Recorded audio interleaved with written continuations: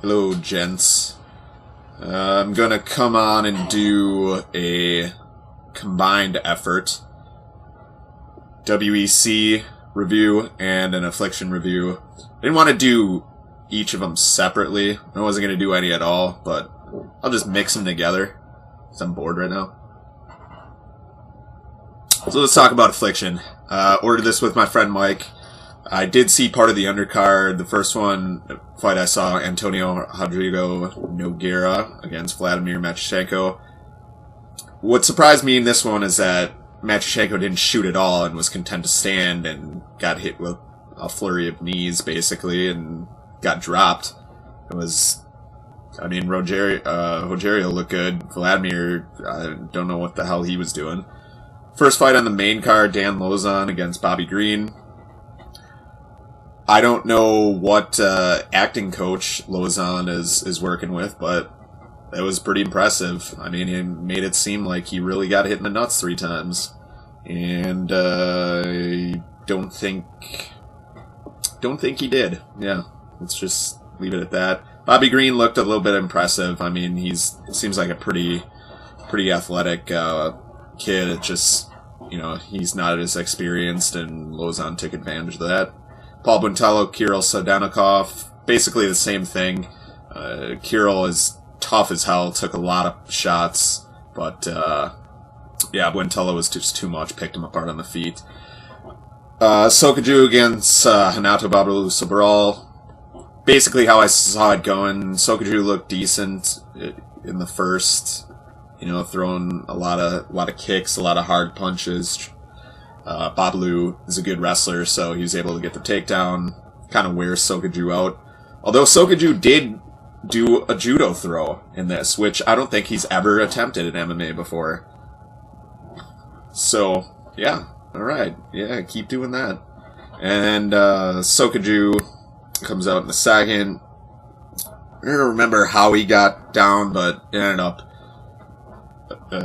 with Babalu locking up a Anaconda or a Bravo choke or Darce. Well, it wasn't really Darce because he wasn't in. Darce are usually done in half guard, but whatever, Bravo or Anaconda, whatever you want to call it, and chokes him out. Fedor Belfort, Matt Lindland. Yes, I was so excited when Belfort landed that straight left. It was awesome, and Lindland was trying to fight for 15 minutes while he was knocked out, and that was kind of weird. Starting to creep me out, but he woke up eventually, so all's good. But Belfort looked pretty good. Like I said, 185 seems the place for him, so we'll see who they give him next. According to some people that I know, they're trying to get Gegard Mousasi in, and that would be a fucking phenomenal fight. So put that together, Affliction, and you will make me a happy man. Josh Barnett, Gilbert Eibel. Eibel's a tough guy. Barnett took it down, did what he was supposed to. Although I've talked to several people, and the whole time I was watching, I don't know why Barnett couldn't have gone for an arm triangle. Eibel's hands were straight up like this. But whatever. He wins by TKO. Fedor and Andrei Arlovsky. What can you say? Arlovsky's chin is not that great, and Emelianenko hits hard. Stupid mistake by Arlovsky, and when you have a great fighter like Fedor, one mistake and you're done. And that's what happens, and looks like we're going to get Fedor Barnett next, which a lot of people have been wanting for years. Solid card. I enjoyed this card very, very much. WEC just happened tonight. First fight, Rolando Perez against Jose Aldo. Perez was hanging in there. Aldo's fast. Real fast. Hits pretty hard. It was a good stand-up battle. Perez he changed levels, and he threw a jab at the body of Aldo, and Aldo just threw a knee, caught him flush. Finished him on the ground. Aldo then acts like a Usain Bolt and runs into the stands, which was, I don't know, it's pretty cool, I guess. Mike Campbell against Danilo Villaport. Kind of how I saw it going. Campbell is a tough dude, really strong, good striking. Surprised Villaport tried to keep it on the feet that long, and once it did go to the ground, Villaport transitioned to his back, flattened him out. Basically a TKO due to bad positioning. Not much you can do about that. Jens Pulver, Uriah Faber. Yeah, what can you say? Pulver hasn't looked that great.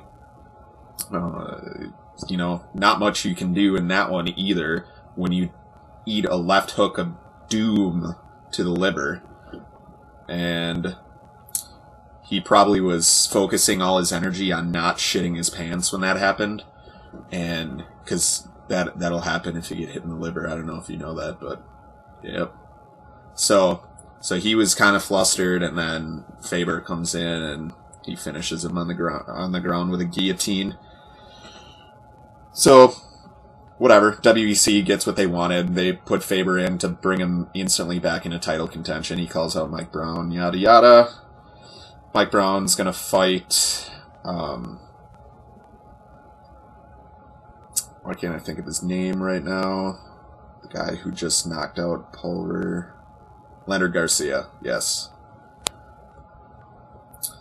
And the last fight, Jamie Varner, Donald Cerrone. Great fight. Looked like Varner was winning not really every exchange, but he was landing effective punches. He was getting takedowns. He was working good ground and pound in the first three. Looked like he gassed. And, the fourth round, he seemed content to just get a takedown and just lay on top of him. I don't know. And, Cerrone, he's got a dangerous guard, but he wasn't working rubber guard properly, and when he did, he was just to control him, and then he let it go. It's really, I don't know. Cerrone, if he would have just, tried for a takedown, because he got a takedown easily in the, what was that, fourth or fifth round? And him on top, he would have had a much better chance. But anyways, ends with some controversy. Varner ends up against the cage with his knees off the ground, but as he's kind of shooting in for a takedown, so he's on his way down, which I watched it a bunch of times, the replay. You can't do that. That's illegal. If he was sitting in kind of a squat position with his knees off the ground, you can throw a knee. But when he's shooting and he's on his way down and his knees are about to touch it, Cerrone started throwing the knee before his knees were on the ground, but it connected when Varner's knees were on the ground. And I don't know, I see a lot of people on ShareDog saying Varner was faking, You're gonna fake getting hit he got clipped with a knee to the temple. Let's see you get up and walk around after that, jackass. Anyways, whatever. It was a decent fight, I guess. Good card. It was free, so WEC puts on decent cards, so yeah, it was alright. Varner retains. Probably going to fight Cerrone again, because there's not really any viable contenders at 155 in the WEC that I can think of off the top of my head. So, anyways, yeah, this is just my quick review of the two cards. Affliction was awesome, and I was very pumped for that card. And, yep, that's it. You guys, stay metal.